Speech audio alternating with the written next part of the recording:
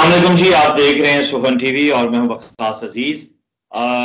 हजरत John Elia अपनी जिंदगी में जितनी एक पुरस्कार सी शख्सियत रहे, वहीं अपनी वफात के बाद अपने पीछे बहुत सी बातें छोड़कर गए और शायरी के साथ साथ उनकी शख्सियत मुसलसल डिस्कस हो रही है।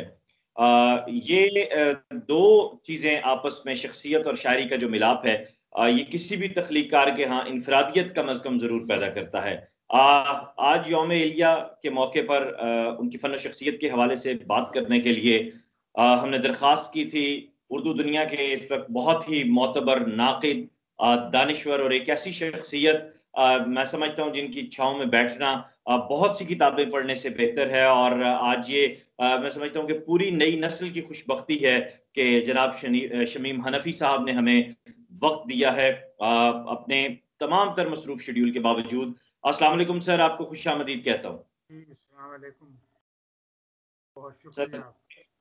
सर कैसे हैं आप? ठीक हैं, खैरियत से हैं? मैं ठीक हूँ जी। हाँ जी, बिल्कुल खैरियत से।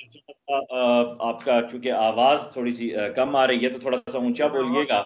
और तेज बोलने की कोशिश करूंगा। आप ठीक है? जी, अल्लाह का शुक्र है। सर, जॉन एलिया हमारे यहाँ या उर्दू दुनिया के लिए, नई नस्ल के लिए एक पुरस्कार शख्सियत, क्योंकि सीनियर्स ने बहुत से किस्से सुनाए, बहुत सी बातें सुनाई। आप उनसे मिले, आपकी मुलाकातें भी रहीं, यहीं से आगाज करते हैं। तो कैसा आपने पाया, कैसा देखा उनको?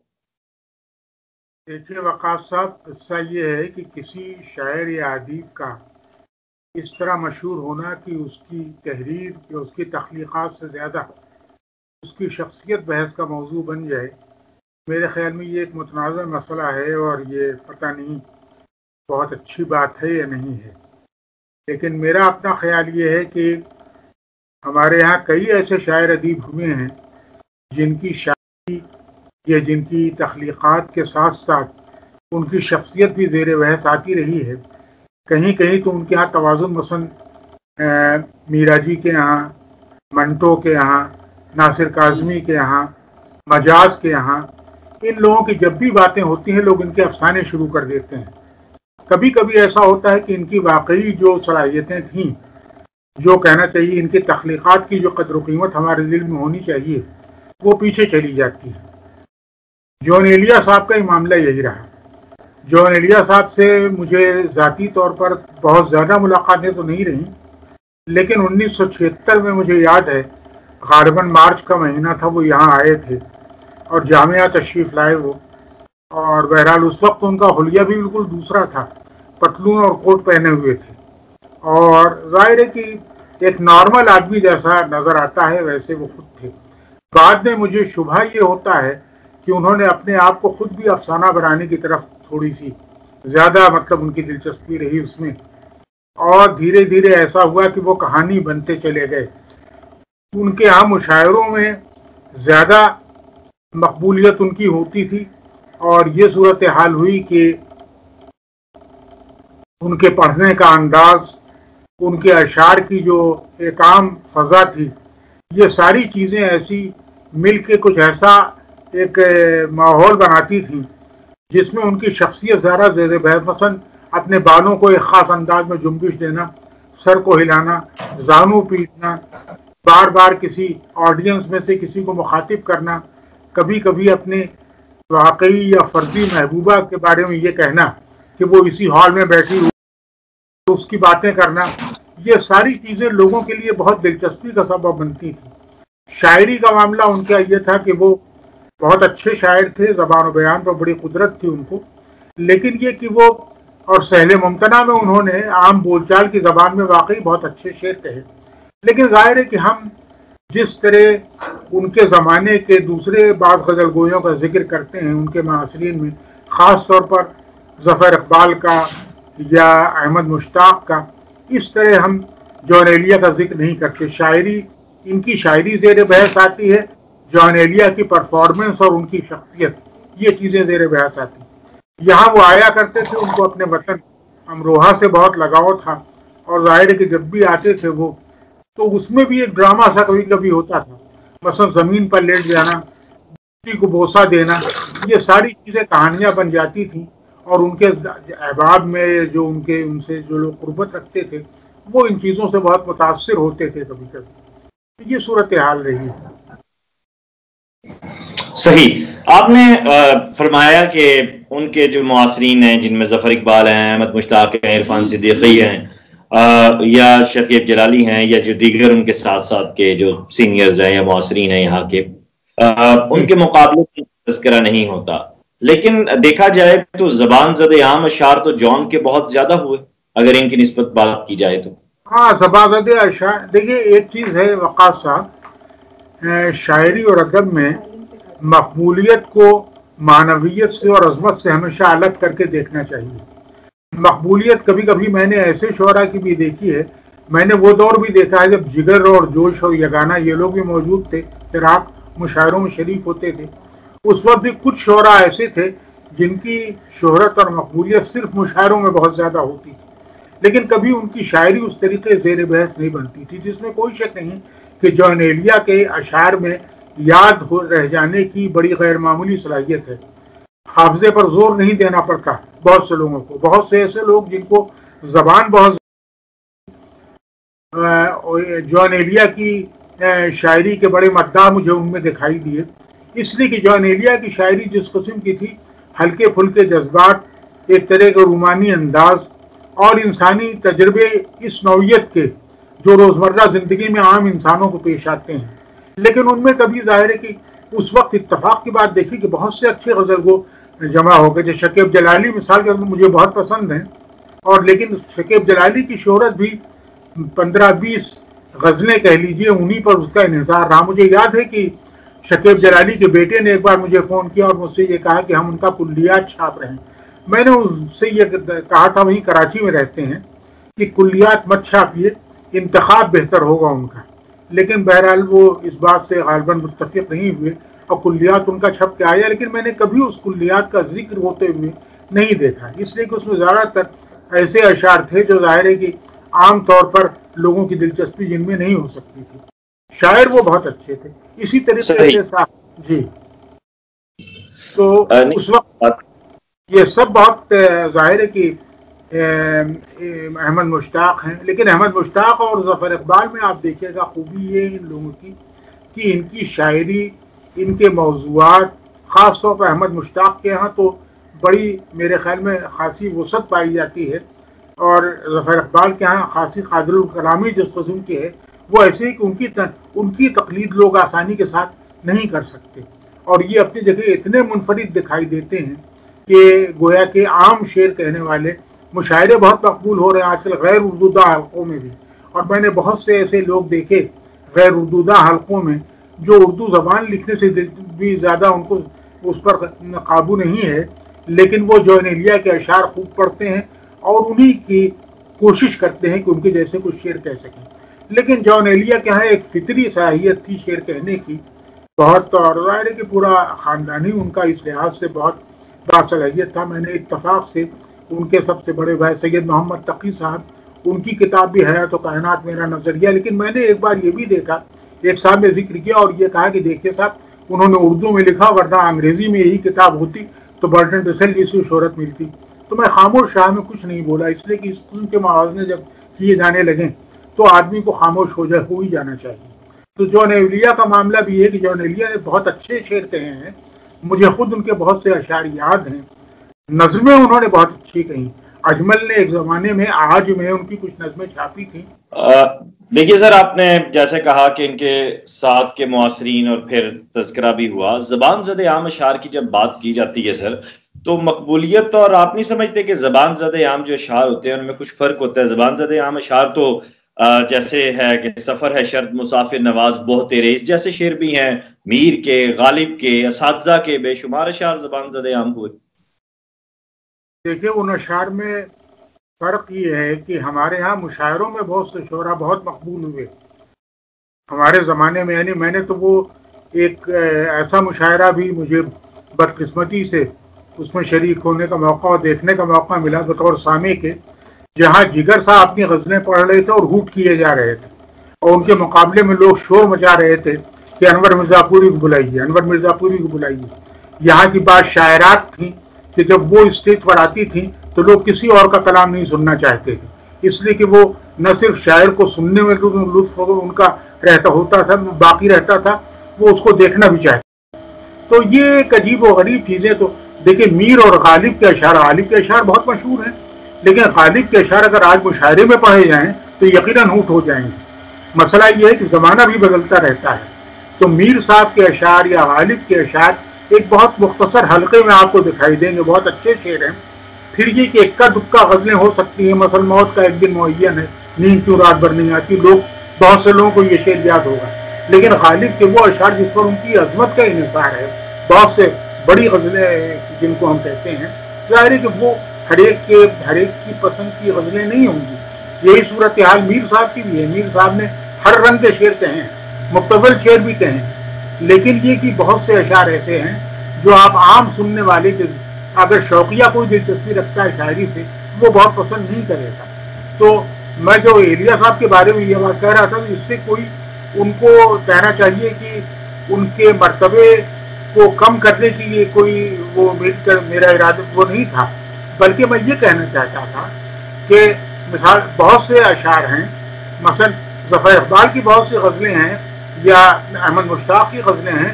وہ بہت سے ایسے شعراء کے، شکیب جلالی کی غزلیں جب احمد عظیم قاسمی نے شائع کی تھی فنون میں سب سے پہلے، میں نے اسی رسالے میں دیکھی تھی، 60s کا ارلی 60s کا واقعہ ہے یہ، تو مجھے وہ بہت اچھی لگی تھی وہ غزلیں. مرجھا کے کالی جھیل میں گرتے ہوئے بھی دے، سورج ہوں میرا رنگ مگر دن ڈھلے بھی. لیکن ایک بات وقاص صاحب آپ یہ دیکھیے کہ ہر زمانے میں ایک حلقہ ہوتا ہے الگ جو اپنی پسند کے اشعار وہ منتخب کر لیتا ہے. بہت سی چیزیں آپ یہ دیکھیں گے کہ اگر آج جوش صاحب اپنی نظم پڑھ رہے ہوں تو ہر حلقہ ان کی نظموں کی داد نہیں دے سکتا. تو صورتحال یہی اس میں بھی ہے کہ آپ مثلا میں نہیں سمجھتا کہ ظفر اقبال کے بہت سے اشعار ایسے بھی ہوں گے جس کو عام سننے والا پسند کرے اور عام سننے والا بھی یہ کہے کہ ہاں بہت. وہ ظاہر ہے کہ بہت فرق ہوتا ہے، ہر زمانے میں الگ الگ حلقے بن جاتے ہیں. اور ہمارے زمانے میں بدقسمتی سے مشاعروں کو سننے والا جو حلقہ ہے بہت وسیع ہے وہ، لیکن اس میں بیشتر وہ لوگ شامل ہیں جو اردو زبان کی عظمت کا، جو شاعری کی روایت میں جو عظمت ہے اس کا بہت شعور نہیں رکھتے. صحیح سر، اگر آپ کی بات کو بالکل میں درست مانتا ہوں، لیکن دیکھیں غالب کے ہاں دو رویے پائے جاتے ہیں. غالب جہاں یہ کہتے ہیں کاغذی ہے پیرہن ہر پیکر تصویر کا، تو وہاں پہ وہ یہ بھی کہتے ہیں ہر ایک بات پہ کہتے ہو تم کہ تو کیا ہے. اب وہ پہلا جو رویہ ہے وہ ایک خاص حلقے میں موجود ہے، جو دوسرا رویہ ہے وہ آج بھی زبان زد عام ہے. اسی طرح جان صاحب کے ہاں بھی ہمیں جیسے بہت نزدیک آتی جا رہی ہو، بچھڑنے کا ارادہ کر لیا گیا. اب یہ سر کیا ایک دوسرے اینگل سے شعر کو دیکھنے کا، رویے کو دیکھنے کی بات نہیں ہے؟ جان صاحب کے ہاں یہ جو رویے کی سطح پر تبدیلی ہے، زبان کی آسانی کے ساتھ ساتھ کیفیت کو آسان کر کے جس طرح انہوں نے بیان کیا ہے سہل ممتنع میں اور اپنی نظموں میں بھی، کیا یہ ایک مثبت چیز نہیں ہے؟ بہت مثبت ہے، بہت مثبت ہے، بڑی غیر معمولی خوبی ہے، اور اس خوبی کا ایک زمانہ اعتراف کرتا ہے جان صاحب کی. لیکن میں یہ عرض کر رہا تھا آپ سے کہ شاعری میں صرف مقبولیت کو کبھی پیمانہ نہیں بنانا چاہیے. مقبولیت کے ساتھ ساتھ یہ بھی دیکھنا چاہیے دیرپائی کی شاعری میں ہے، کون سی شاعری کتنے دن تک ہمارا ساتھ دیتی ہے. غالب کے اشعار جیسے آپ نے ہر ایک بات پہ کہتے ہو تم کہ تو کیا ہے، تم ہی کہو کہ انداز گفتگو کیا ہے، اور اس کے ساتھ آپ نے وہ شعر پڑھا کہ نقش ادیب کی تحریر کا، کاغذی ہے پیرہن ہے پیکر تصویر کا. لیکن غالب کے کتنے شعر ایسے ہیں جس کو اچھا ذوق رکھنے والے بھی بہت آسانی سے ان کے ذہن میں اس کے معنی نہیں روشن ہوتے. بہت سے شعر ایسے ہیں، نسخہ حمیدیہ کے بہت سے اشعار جو ابھی حال میں غالب کے کچھ اور اشعار دریافت میں ہیں نسخہ حمیدیہ کے علاوہ، جو ایسے اشعار ہیں کہ ان کو صحیح پڑھنا بھی ہر ایک کے بس کی بات نہیں ہے. اتنی اضافتیں ہیں، اتنی فارسی آمیز زبان ہے کہ نہ پوچھیے. تو میں جو بات کہہ رہا ہوں آپ کی بات سے کوئی اختلاف نہیں ہے. واقعہ یہ ہے کہ میں صرف اپنی وضاحت کے لیے کہہ رہا تھا، اور یہی جان ایلیا. لیکن جان ایلیا صاحب کا ظاہر ہے کہ میں غالب سے مقابلہ نہیں کر سکتا. غالب کی شاعری ہر زمانے میں ظاہر جس طرح پسند کی گئی مختلف زبانوں میں. آپ کو حیرت ہوگی کہ غالب کی شاعری کے ترجمے دنیا کی جتنی زبانوں میں ہوئے میرے خیال میں اردو کے کسی شاعر کے نہیں ہوئے. اور اسی طریقے سے اگر آپ وہ مثال کے طور پر آپ یہ دیکھیں کہ 20ویں صدی کے ہمارے سب سے بڑے شاعر اقبال ہیں. اقبال کے بعد جو مقبولیت ملی سب سے زیادہ فیض کو ملی، لیکن یہ کہ فیض اقبال کے مرتبے کے شاعر نہیں ہے. تو ظاہر ہے کہ بہت ان کے ہاں خوبیاں ہیں اور فیض میرے بہت ہی محبوب شاعر ہیں. یہی صورتحال ہے کہ میر اور غالب کی اگر اشعار مان لیجیے آج دہرائے جاتے ہیں، ان کا موازنہ ہم شکیب جلالی اور جون صاحب ان اشعار یعنی ساقی فاروقی اور اس طرح کے اور جو اس زمانے میں بہت مقبول ہوئے جو شاعر یعنی ان سے نہیں کر سکتے. اور جس طرح آپ بات کر رہے ہیں جس دور کی، ہمیں جان کا جو زمانہ ہے، عصر ہے، اس میں اگر ہم دیکھیں تو جب جان زبان کو اور کیفیت کو آسان کر رہے تھے شعر میں، غزل کے قاری کو غزل کی جانب متوجہ کر رہے تھے، پاکستان میں سیاسی ابتری کے زمانے کے ساتھ ساتھ اگر یہاں پہ دیکھا جائے تو لسانی تشکیلات کے معاملات چل رہے تھے، اس وقت بہت عروج پہ تھے، اور غزل کا قاری جو ہے وہ تھوڑا تھوڑا غزل سے کھنچتا جا رہا تھا.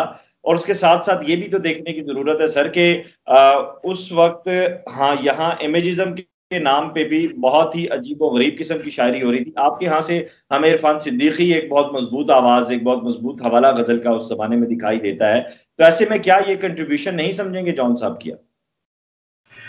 دیکھیے، عرفان صدیقی صاحب بھی میرے دوست تھے، لیکن میں آپ سے عرض کروں کہ ان کو جو شہرت بعد میں حاصل ہوئی اور جس طرح ان کی شاعری کو سراہا اب جاتا ہے، اس طریقے سے ان کو زندگی میں اس طرح کی شہرت نہیں مل سکی تھی. اور شروع کے دن تو ان کے جب غالباً 2 مجموعے ان کے جب چکے تھے، اس وقت تک ان کا ذکر بہت کم لوگ کرتے تھے.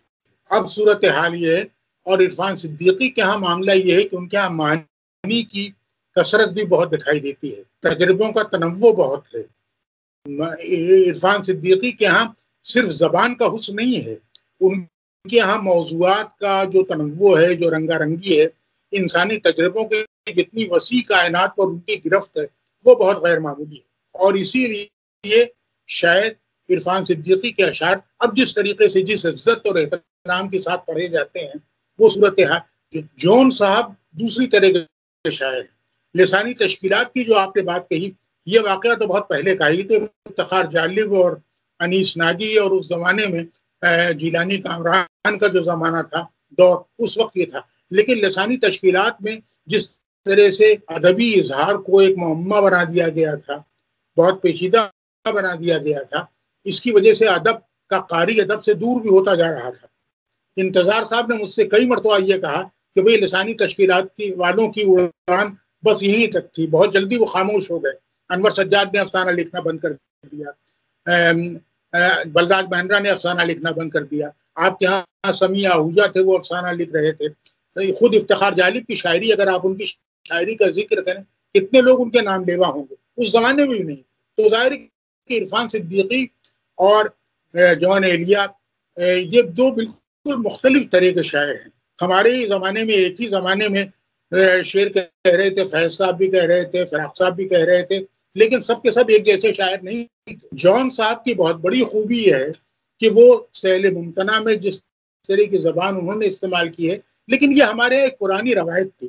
اور غالب نے سیل ممتنع کے بارے میں ایک بار کہا یہ تھا کہ سیل ممتنع کے اشعار وہ ہوتے ہیں، ان کا جادو یہ ہے کہ دیکھنے میں آسان، کہنے میں بہت مشکل. تو یہ خوبی ہوتی ہے. لیکن کیا آپ سمجھتے ہیں کہ اس شاعری میں وہی گہرائی، وہی دباغت بھی پائی جاتی ہے جو بڑی شاعری کی پہچان ہوتی ہے؟ جو اقبال کے ہاں دباغت ہے، میر صاحب کے اچھے کلام میں ہے، غالب کے ہاں جو دباغت ہے، کیا وہ دباغت، ڈینسٹی جس کو انگریزی میں کہتے ہیں، وہ چیزیں ظاہر ہے کہ غالب کے زمانے کے بڑے شعراء جو تھے، یعنی مقبول شعراء، مومن تھے اور ذوق تھے اور ظفر تھے اور شاہ نصیر تھے، ان کیا وہ نہیں ملتی. لیکن غالب کے زمانے کے مقبول ترین شاعر ان سے زیادہ مقبول ذوق تھے. تو کیا ذوق غالب سے بہتر ہو جائیں گے محض اس لیے کہ مقبولیت ان کو بہت ملی تھی، یا بہادر شاہ ظفر کے وہ استاد؟ تو یہاں میں اہلیہ صاحب کے مرتبے کو کم نہیں کرتا، لیکن اہلیہ کی شاعری کے مقابلے میں اگر مجھے آپ انتخاب کا حق دیں گے، اور میں سمجھتا ہوں کہ ادب بہت بڑی جمہوریت ہے، وہاں ہر ایک کو اس کا اختیار ہے کہ اپنی پسند کے اشعار دیکھ لے، تو میرا ذہن پہلے احمد مشتاق کی طرف اور ظفر اقبال کی طرف جائے گا. دیکھیے سر، آپ نے مانوی سطح پہ اگر بات کی ہے تو میں جون صاحب کا ایک شعر میرے سامنے آ رہا ہے اس وقت، اجازت ہو تو میں پیش کرتا ہوں کہ یہ دشت بے طرف ہے گمانوں کا موج خیز، اس میں سراب کیا کہ سمندر بھی آئیں گے۔ اب سر اس جی میں اب آپ خود استاد ہیں ماشاءاللہ، اور ایک یونیورسٹی ہے سر، اب مانوی پرتوں کی اگر بات کی جائے تو کیا ایک پھر جو ناقد ہے وقت کا، اس کا یہ کام نہیں بنتا کہ وہ جو مشہور کسی شاعر کے شعر ہیں ان کو چھوڑ کر، ان سے ہٹ کر بھی اس کا مطالعہ کرے؟ اور یہ کیا سر آپ یہ بھی اس کے ساتھ میں سوال ایک کرنا چاہوں گا کہ کیا آپ یہ سمجھتے ہیں کہ جو مشہور شعراء ہیں ان کے ہاں بہت پہلودار اشعار کی جو ہے وہ کمی ہوتی ہے یا دکھائی نہیں دیتے؟ عام طور پر یہی ہوتا ہے کہ بہت سے شعراء جو عام حلقوں میں، یہ بھی دیکھنا چاہیے کہ مقبولیت کس دائرے میں ہو رہی ہے۔ مثلا ایک بار لاہور سے ایک شاعر یہاں تشریف لائے، پنجابی کی کوئی کانفرنس تھی، اس میں ان کا فون میرے پاس آیا، وہ انتظار صاحب کا خط لے کر کے آئے تھے اور کہنے لگے میں آپ کے یہاں آنا چاہتا ہوں۔ آئے سلیم شاہد صاحب کا، انہوں نے اپنا مجموعہ مجھے دیا اور ایک ناول انہوں نے اپنا لکھا ہوا دیا۔ کچھ شعر میں نے ایسے پڑھے اکا دکا جو غیر معمولی شعر تھے۔ مثلا مجھے یاد آتا ہے 2 شعر ان کے کہ بیٹھا ہوں میں، کیا ہے، باہر جو میں نکلوں تو برہنہ نظر آؤں، بیٹھا ہوں میں گھر میں در و دیوار پہن کر۔ دوسرا شعر ان کا میں نے جو بہت مجھے پسند آیا، قید میرے جسم کے اندر کوئی وحشی نہ ہو، بات کرتا ہوں تو آتی ہے صدا زنجیر کی۔ اس پائے کے اشعار، اور بہت سے شعراء تو ایسے ہیں جن کی صدیوں سے جن کے اشعار ہم پڑھ رہے ہیں اور جن کی شہرت کا دار و مدار 10-5 شعروں پر ہے۔ ظاہر کہ یہ کافی نہیں ہوتا۔ غالب کے یہاں بھی آپ کو کبھی کبھی کمزور شعر دکھائی دے جائیں گے، بھاؤ پاس آنکھ قبلہ حاجات چاہیے، اس کی زبان کا ہی مذاق ساقی فاروقی نے بہت اڑایا۔ لیکن ظاہر ہے کہ ہمیشہ یہ دیکھنا چاہیے کہ کتنے اشعار آپ کے ہاں، تناسب کیا ہے۔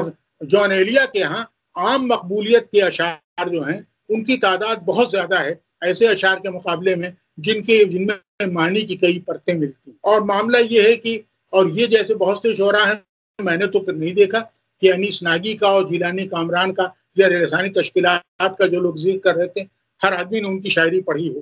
تو یہ حلقے بہت الگ الگ ہوتے ہیں۔ ادب کی دنیا اور ایک ایسی شاعری جس کی روایت تقریباً 350 برسوں پر پھیلی ہوئی ہے، اس میں یہ سمجھنا بھئی فیض صاحب کی ساری نظمیں یکساں نہیں ہیں، ساری غزلیں یکساں نہیں ہیں۔ فیض کے مقابلے میں غزلوں کی حد تک میں دیکھتا ہوں کبھی کبھی تو مجھے مجروح کے بہت سے اشعار جو ہیں فیض صاحب کے اشعار سے آگے دکھائی دیتے ہیں۔ میں اکیلا ہی چلا تھا جانب منزل مگر لوگ ساتھ آتے گئے اور کارواں بن گیا۔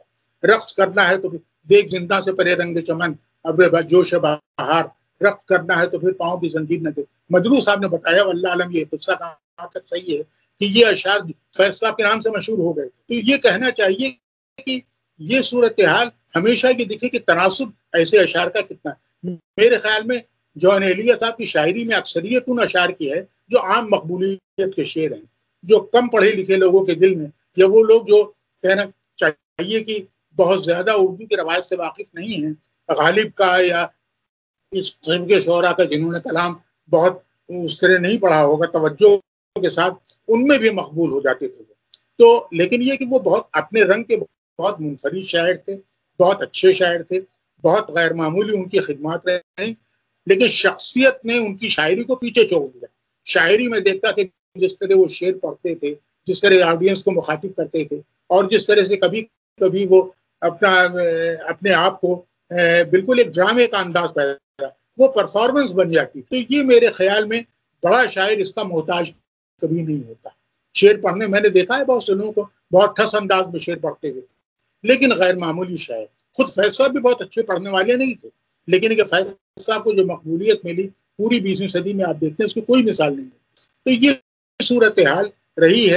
اتفاق سے ہمارا زمانہ جو ہے، میں نے تو انوں کی غزلیں میں پڑھتا ہوں کبھی کبھی، ذیشان ساحل کی اور ثروت حسین کی، تو میں آپ سے عرض نہیں کر سکتا کہ کیا کیفیت مجھ پر طاری ہوتی ہے۔ ایسی غزلیں ہیں کہ اساتذہ بھی اس میں تعداد دیں گے اور وہ بھی حیران ہوں گے کہ یہ کیسے اشعار ان جوان شعراء پر نازل ہو رہے ہیں۔ ذیشان ساحل کے ہاں نظموں کے شاعر کے حیثیت سے شہرت ہے ان کی، لیکن غزلیں آپ پڑھیے غیر معمولی ہیں۔ زہرا آپا کراچی میں زہرا نگاہ، شروع میں ان کے مشاعروں میں ظاہر جو شہرت ان کو ملی تھی، جس طرح وہ شعر پڑھتی تھی، پوری ان کی شخصیت جس طریقے سے سامنے آتی تھی، لیکن یہ کہ میں سمجھتا ہوں کہ ان کی تخلیقی صلاحیت کا اصل رنگ جو ہوا ہے وہ اب جا کے سامنے آیا ہے جب انہوں نے نظمیں کہنی شروع کی، اس لیے کہ اپنے زمانے کا جس طریقے سے وہ جائزہ لیتی ہیں، اپنے زمانے کے تجربوں کا جس طریقے سے بیان کرتی ہیں، وہ ایک بہت غیر معمولی بات۔ تو شاعری میں یا ادب میں زمانہ بھی ایک بہت اہم چیز ہے وقاص صاحب،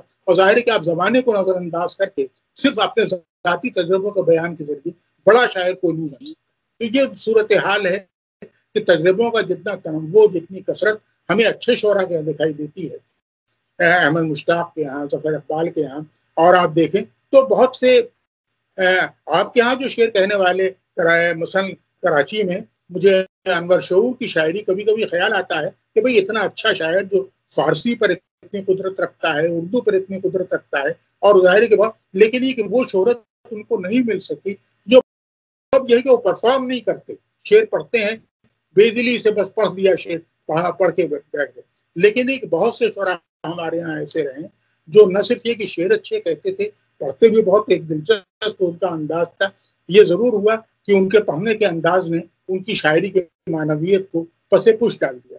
تو جون ایلیا کے ساتھ بھی معاملہ یہ رہا کہ جون ایلیا بھی رفتہ رفتہ مشاعروں کی مقبولیت میں، مشاعرے میں جو مجموعہ ہوتا ہے دبئی کے مشاعروں میں، لندن کے مشاعروں میں، یہاں وہاں امریکہ کے مختلف شہروں میں جو مشاعرے ہوتے ہیں، ایک سلسلہ ہوتا ہے، کیا آپ کہیں گے؟ اچھا، احمد مشتاق تو کبھی کسی مشاعرے میں نہیں جاتے۔ میں نے امریکہ جانے والے بعض شاعروں سے پوچھا کہ بھئی ان سے ملاقات ہوئی، تو لوگوں نے کہا اچھا وہ تو صاحب کہیں آتے نہیں، مشاعروں میں کسی میں نہیں بلائے جاتے۔ یہ صورت ہے، یہ ایک بہت ہی ایک پیچیدہ ایک تاریخ رہی ہے اس لحاظ سے اگر دیکھا جائے تو۔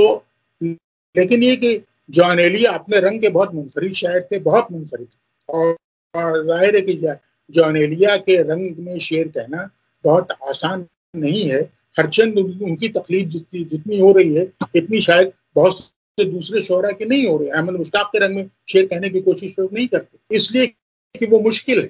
جون ایلیا کی تقلید میں لوگ یہ سمجھتے ہیں کہ زبان آسان ہے، یا آپ نے جیسے ان کا شعر پڑھا جسے معنی کی تعدادی بہت ہے۔ ایسی مثالیں دیکھیے، غزل گوئی میں ایک عجیب و غریب بات ہے، یہ بات بھی میں آپ سے کرتا چاہوں، وہ یہ ہے کہ ہر غزل کہنے والے کے ہاں آپ کو 10-5 شعر ایسے ضرور مل جائیں گے جن میں معنویت بہت ہوگی یا پرتیں بہت ہوں گی۔ کبھی کبھی آپ زمین کا انتخاب، ردیف اور قافیہ، یہ ساری چیزیں آپ سے ایسے اشعار کہلا دیتی ہیں۔ تو یہ تو آپ کو غالب کے رنگ کے اشعار کبھی کبھی آپ کو غالب سے بہت کمتر حیثیت رکھنے والے شعراء کے ہاں اکا دکا مل جائے۔ صحیح۔ آخری سوال سر میں آپ سے یہ کرنا چاہوں گا آج کی اس نشست کا۔ جی، اب تو جون صاحب حیات بھی نہیں ہے، مشاعروں کا معاملہ بھی نہیں ہے، نہ ہی کوئی ان کے حلقہ باب جو ان کے ساتھ بیٹھتا تھا یا محافل کا سلسلہ تھا، تو پھر بھی جون کی مقبولیت بڑھتی جا رہی ہے، نئی نسل میں بہت تیزی کے ساتھ ان کا پھیلاؤ ہے، تو اس کی کیا وجہ سمجھتے ہیں آپ؟ اس کی وجہ دیکھیے، ایک تو یہ ہے کہ جون صاحب ایک میں نے عرض کیا کہ وہ ایک بڑی ڈرامائی اور افسانوی شخصیت کے طور پر سامنے آئے، اور جیسے کبھی کبھی ہوتا ہے، ایلیٹ نے یہ بات کہی تھی کہ کبھی کبھی ایسا بعض لوگوں کی شاعری ان کو پیچھے چھوڑ کے آگے بڑھ جاتی ہے، اور کبھی کبھی ایسا ہوتا ہے کہ شخصیت آگے بڑھ جاتی ہے، شاعری پیچھے رہ جاتی ہے۔ تو جون صاحب کا معاملہ یہ ہے کہ ان کی شاعری اور شخصیت دونوں میں مقبول ہو جانے کی، عوامی عمومی مشاعرے کی مقبولیت حاصل کرنے کی اتنی زبردست طاقت تھی ان کے ہاں جو ہر ایک کے ہاں نہیں ہوتی۔ جیسے جیسے آپ یہ دیکھیے کہ عرفان صدیقی کے ہاں بھی آپ جو شہرت بڑھتی چلی جا رہی ہے، اب ہو رہی ہے ان کی، اس لیے کہ اب لوگوں نے کلام ان کا، لیکن عرفان صدیقی کو پسند کرنے والوں کا حلقہ اور جون صاحب کو پسند کرنے والوں کا حلقہ دونوں الگ الگ ہیں۔ اسی طرح ظفر اقبال کو پسند کرنے والوں کا حلقہ بھی ایک نہیں ہے۔ تو یہ وجہ ہے کہ جون صاحب کی ایک تو یہ کہ ہمارے زمانے میں جو مختلف زبانوں میں غزلیں کہی جا رہی ہیں، ہندی میں غزلیں کہی جا رہی ہیں، اور ہندی میں غزل گو شعراء جو ہیں وہ جون صاحب کی سب تقلید کرنا چاہتے ہیں، اس لیے کہ وہ تم میرا نام کیوں نہیں لیتی وغیرہ اس قسم کے مصرے جب سنتے ہیں تو ظاہر نوجوان لڑکوں کو، لڑکیوں کو، سب کو بہت اچھے لگتے ہیں۔ لیکن یہ کہ میں نے آپ سے عرض کیا کہ ان کی شہرت ایک اچھے شاعر کے طور پر ہمیشہ باقی رہے گی، لیکن مجھے شک ہے۔ جی، کلامی کی معافی چاہتا ہوں، اس طرح کے مصرے جان صاحب کے ہاں تو کم. دیکھیں سر، اس سے زیادہ تو میر صاحب کے 2 شعر بہت، بلکہ کئی شعر اس طرح کے مشہور ہیں میر صاحب کے. نازکی اس کے لب کی کیا کہیے، پنکھڑی گلاب کی سی ہے، میر ان نیم باز آنکھوں میں ساری مستی شراب کی سی ہے. یہ تو مصرے میر صاحب کے زیادہ مشہور ہیں جان صاحب سے. ہاں لیکن یہ اچھے شعر بھی ہیں، یہ ایسے خراب شعر یہ نہیں ہے. نازکی اس کے لب کی کیا کہیے، پنکھڑی گلاب کی سی ہے. میں جو بولا کہ یہ کہا کہ یہ آواز اسی خانہ خراب کی سی ہے. دیکھیے دوسری چیز یہ ہے کہ میر صاحب وغیرہ کے ہاں جو وقاص صاحب تنوع میر کی کلیات تو اگر آپ دیکھیں تو ایک ایسی عجیب و غریب دنیا ہے جہاں آپ کو جنگل بھی ملیں گے، سبززار بھی ملیں گے، جہاں آپ کو آباد بستیاں ملیں گی، ویرانے بھی ملیں گے. وہ وسعت، وہ پھیلاؤ، وہ رنگا رنگی، آپ اس کا مقابلہ جان صاحب سے مت کیجیے میرے پاس. دوسری چیز یہ ہے کہ ان سب کے ہاں، میر کے ہاں، غالب کے ہاں، جس طرح کی آپ خراب اشعار کی مثالیں بھی ڈھونڈ سکتے ہیں. میر صاحب کے ایسے اشعار بھی ہیں جن میں گالیوں کے لفظ باقاعدہ ہیں اور طرح طرح کے شعر ہیں. میں بھی سنا سکتا ہوں آپ کو 2-4 شعر، مبتذل شعر بھی ہیں بہت. لیکن یہ کہ ان کو وہ اصل میر صاحب نہیں ہے. اصل میر تو وہ ہے جو اپنی شاعری کے بہترین نمونوں کو ہے اور جس کی وجہ سے وہ آج کے زمانے میں بھی بہت تھوڑا اس کو پسند کرتے ہیں. جی جی، بہت شکریہ سر آپ کا، آپ نے وقت دیا، آپ سے بہت کچھ سیکھنے کو جناب ملا. آپ سے ملاقات ہوئی، میں بھی بہت خوش ہوں اور اس بات پر بھی خوش ہوں کہ آپ نے ایک اچھے شاعر کو یاد رکھا. زمانہ بہت زود فراموش ہے، بہت جلد یہ ہوتا ہے، بہت زیادہ وقت نہیں لگتا مقبولیت حاصل کرنے میں اور مقبولیت کھونے میں، دونوں چیزوں میں. لیکن یہ کہ بہرحال جان ایلیا ہمارے ان شعراء میں ہیں جو ہمیشہ یاد کیے جائیں. صحیح، آپ کا بہت شکریہ. اور دیکھنے والوں سے بھی گزارش ہے، اور جان صاحب کے محبین سے، شمیم حنفی صاحب کے محبین سے گزارش ہے کہ زیادہ سے زیادہ جو ہے وہ اس ویڈیو کو شیئر کریں، اس لنک کو شیئر کریں. اور بہت کچھ آج مجھے شعر کی پرت کے حوالے سے اور شعری رویوں کے حوالے سے سیکھنے کو ملا. اپنا خیال رکھیے گا. خدا حافظ.